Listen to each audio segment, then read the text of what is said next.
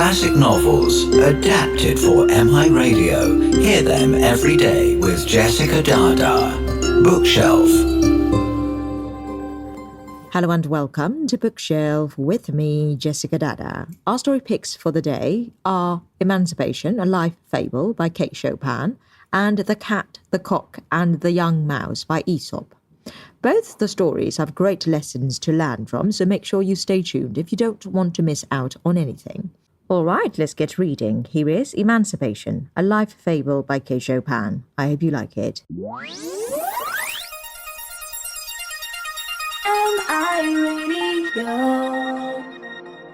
There was once an animal born into this world, and opening his eyes upon life, he saw above and about him confining walls, and before him were bars of iron, through which came air and light from without. This animal was born in a cage. Here he grew and throve in strength and beauty under the care of an invisible protecting hand. Hungering, food was ever at hand. When he thirsted, water was brought, and when he felt the need to rest, there was provided a bed of straw upon which to lie.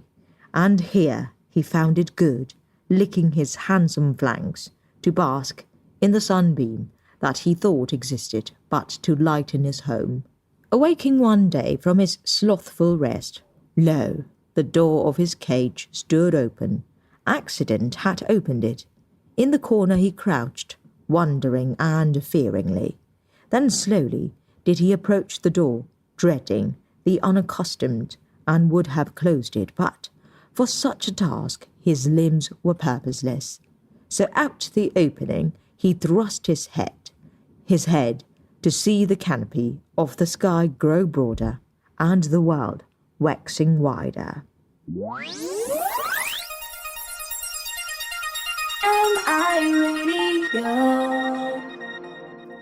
Back to his corner, but not to rest, for the spell of the unknown was over him, and again he goes to the open door, seeing each time more light. Then one time, standing in the flood of it, a deep indrawn breath, a bracing of strong limbs, and with a bound he was gone. On he rushes, in his mad flight, heedless that he is wounding and tearing his sleek sides, seeing, smelling, touching of all things, even stopping to put his lips to the noxious pool, thinking it may be sweet.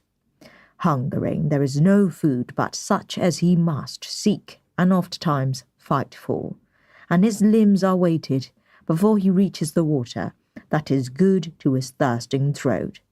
So does he live, seeking, finding, joying, and suffering. The door which accident had opened is open still, but the cage remains forever empty. End of Emancipation, a life fable by Chopin.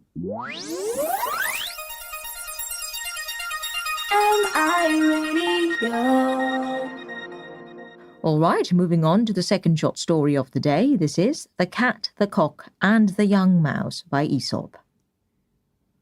A very young mouse who had never seen anything of the world almost came to grief the very first time he ventured out, and this is the story he told his mother about his adventures.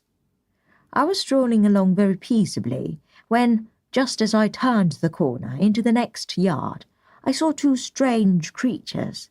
One of them had a very kind and gracious look, but the other was the most fearful monster you can imagine. You should have seen him. On top of his head and in front of his neck hung pieces of raw red meat. He walked about restlessly, tearing up the ground with his toes and beating his arms savagely against his sides. The moment he caught sight of me, he opened his pointed mouth as if to swallow me, and then he let out a piercing roar that frightened me almost to death. Can you guess who it was that our young mouse was trying to describe to his mother? It was nobody but the barnyard cock, and the first one the little mouse had ever seen. This is MIRadio, your number one international radio station. If it had not been for that terrible monster, the mouse went on, I should have made the acquaintance of the pretty creature, who looked so good and gentle. He had thick, velvety fur, a meek face, and a look that was very modest. Through his eyes, though his eyes were bright and shining, as he looked at me, he waved his fine long tail and smiled. I am sure he was just about to speak to me when the monster I have told you about let out a screaming yell, and I ran for my life.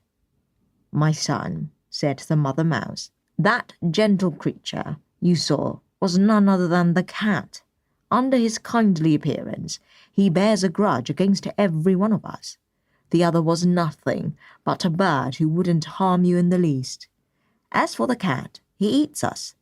So be thankful, my child, that you escaped with your life, and as long as you live, never judge people by their looks.